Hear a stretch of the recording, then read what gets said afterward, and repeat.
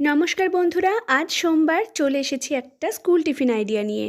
আজ কিন্তু কোনো হেলদি টিফিন নয়। কি করব বলুন? সকাল থেকেই মেয়ের বায়না, মা আজকে প্লিজ একটু লুচি করে দাও, অনেক দিন টিফিনে লুচি নিয়ে যাই না। ওদের কথাও তো একটু শুনতে হয়, তাই খুব তাড়াহুড়ো করে বানিয়ে ফেললাম গরম গরম ফুলকো লুচি।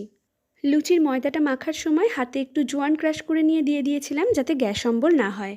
পুতুল ছোট থেকেই লুচি খেতে খুব ভালোবাসে, আর আজকে তার টিফিনটা দেখে তো আনন্দের আর শেষ নেই।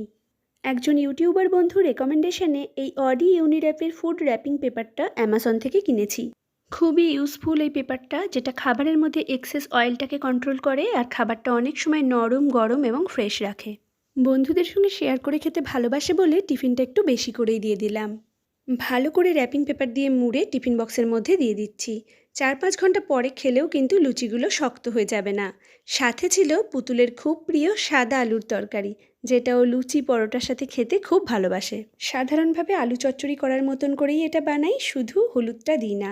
নামানোর আগে একটু গোলমরিচ ছড়িয়ে দিই। সত্যি এর স্বাদটা খুব ভালো লাগে। আজকের ভিডিওটা ভালো লাগলে চ্যানেলটা সাবস্ক্রাইব করে পাশে থাকবেন আরও অনেক নতুন নতুন ভিডিও দেখার জন্য।